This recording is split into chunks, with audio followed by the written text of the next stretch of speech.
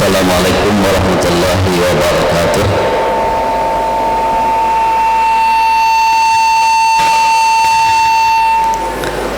Alhamdulillah nasta'inu wa nastaghfiruh wa na'udzu billahi min shururi anfusina wa min sayyiati a'malina.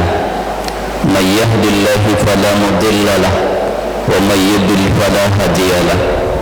Asyhadu an la ilaha illallah wa asyhadu anna Muhammadan abduhu wa rasuluh la nabiyya ba'dah. Wa qala Allah ta'ala fil Qur'anil Karim, a'udzu billahi minasy syaithanir rajim. Bismillahirrahmanirrahim. Ya ayyuhalladzina amanu kutiba 'alaikumus shiyam kama kutiba 'alal ladzina min qablikum la'allakum tattaqun. Shadaqallahul azim. وقال النبي صلى الله عليه وسلم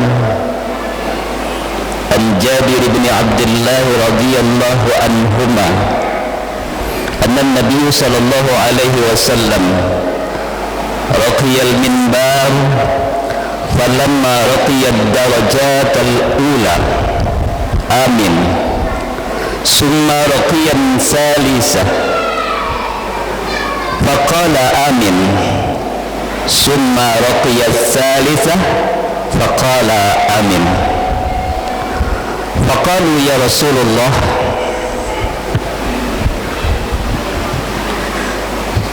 سمعناك تقول آمين ثلاثة مرات.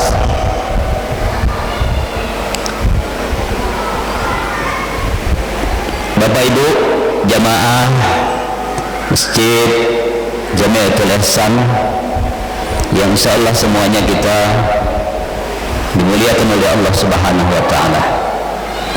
Bersalawat kepada Nabi kita Muhammad sallallahu alaihi wasallam.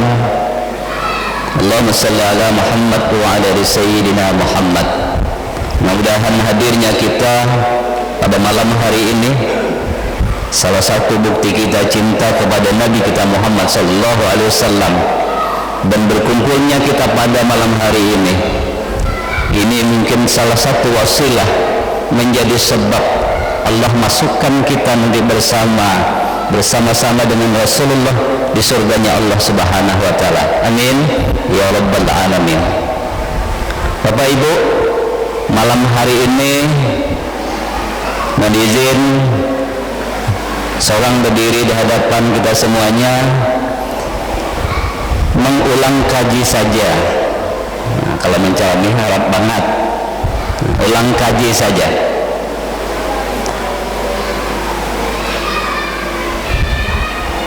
Turun wahyu Allah Subhanahu wa taala persis di penghujung bulan Sya'ban tahun kedua beliau hijrah ke kota Madinah, yakni perintah puasa. Dan puasa itu baru dikerjakan oleh Nabi kita Muhammad beserta pengikutnya di bulan Ramadan. Bapak Ibu, kita sudah sama-sama maklum yang itu tapi pada malam hari ini saya ingin menyampaikan sebuah hadis dari Jabir bin Abdullah radhiyallahu an, bahwa Jabir ini pernah mendengar Nabi kita Muhammad sallallahu alaihi wasallam tentang hadisnya. Waktu itu Nabi naik ke atas mimbar, kan bertingkatnya Pak. Pada tingkat yang pertama kemudian Nabi beramin. Lalu Nabi naik pada tingkat mimbar yang kedua, Nabi beramin lagi. Kemudian lagi naik ke tingkat yang ketiga, Nabi kembali beramin. Maka sahabat waktu itu bertanya kepada Rasulullah, dalam bahasa kita, ya sahabat, sami'naka taqulu amin salasata marrat. Ya sahabat, kami mendengar tadi ya Rasulullah, engkau naik ke atas mimbar tadi 3 kali berulang-ulang mengucapkan amin. Maka Nabi kemudian waktu itu mengatakan, qala aja Nabi, lamma raqitu darajatal ula ja'ani Jibril. Nah ini Pak, dia bahasa orang sana tuh. Ketika aku naik di atas mimbar yang pertama tadi, datang Jibril. Di tangga pertama Jibril mengatakan, ya bahasa kita, seorang hamba bila datang bulan Ramadan, lalu dengan datangnya bulan Ramadan itu dosanya tidak diampuni oleh Allah Subhanahu wa taala, kasarnya celaka orang itu, rugi orang itu. Maka aku, kata Nabi, mengaminkan apa yang didoakan oleh Jibril tadi. Kemudian yang kedua, kata Nabi, ketika aku naik ke mimbar yang kedua, kembali Jibril mengatakan, berdoa dalam bahasa kita. Kata Jibril, saqiya abdun adraka walidayhi auladahuma falam yudkhilahul jannah. Seorang hamba jika dia ada orang tuanya, ada kedua orang tuanya atau salah satu di antaranya masih hidup, lalu dengan sebab dia ke antara keduanya atau satu di antaranya dia tidak masuk surga, maka dia adalah orang yang celaka. Kenapa? Karamat di rumah, Pak. Yang ketiga, ketika aku naik ke atas mimbar yang ketiga, Jibril kembali mengatakan, ketika aku sudah naik ke atas mimbar yang ketiga, Jibril mengatakan, ketika namamu wahai Muhammad disebut, lalu mereka tidak menyebut bersalawat kepadamu, maka juga dia adalah orang yang merugi, orang yang celaka. Bapak Ibu sekalian yang insyaallah dimuliakan oleh Allah Subhanahu wa taala, kita garis bawahi adalah yang pertama, ketika Nabi kita Muhammad sallallahu alaihi wasallam mengaminkan seorang hamba yang mendapati Ramadan, lalu dengan datangnya bulan Ramadan dia tidak mendapat ampunan dari Allah Subhanahu wa taala, itu yang kita jaga nih Pak, karena kita berada di bulan Ramadan. Banyak yang dapat kita lakukan Bapak Ibu, banyak sekali. Di antaranya adalah memperbanyak membaca Al-Quran. Tidak usah misalnya malam ini 5 juz, malam besok ada lagi, repot, malah 10 ayat aja, tapi terus itu. Nabi Allah suka yang mendawamkan, tapi dia rutin. Malam ini 5 juz, 2 malam ada lagi, ini kan kada kurang bagus. Bapak Ibu, hebatnya Al-Quran itu Bapak Ibu, ini orang Bugis banyaknya kan, B.J. Habibie itu Pak, ketika beliau kuliah di Jerman, ada 2 orang Yahudi itu Pak, pintarnya luar biasa, tidak bisa dikalahkan oleh Habibie. Habibie itu apa saja ditanyakan orang, belum lagi selesai soal orang, dia udah tahu isinya tuh, tapi kalah dengan 2 orang ini, satu orang laki-laki, seorang bibi perempuan. Maka bertanyalah Habibie itu Pak, dia bahasa kita, Tuan, apa rahasianya kok ikam tuh, kok Tuan itu pintar betul Pak? Setelah ditanya bukan orang Islam tapi orang Yahudi. Orang Yahudi berdua nih Pak, juara 1 juara yang tak mau dilangkang. Rahasia, kalah kau nakan. Kita mengingat yang pengharap itu jangan diberi ke orang, gitu kan Pak. Tapi karena B.J. Habibie ini almarhum terus bertakun bertanya nih Pak, maka aja berdua tadi, sini Rudi. Nah, jadi Habibie itu gelarnya Pak Rudi, dipanggil di sana di Riau di Jerman itu. Kata keduanya, wahai Rudi, kami setiap malam persis pada jam 3 malam itu kami bangun.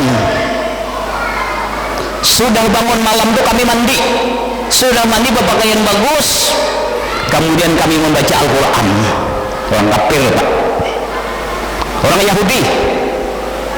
Maka ketika kami membaca Al-Quran, katanya, maka terbukalah seluruh jaringan-jaringan di batang tubuh ini, Pak. Nyaman mencerna, enak mencerna, mudah.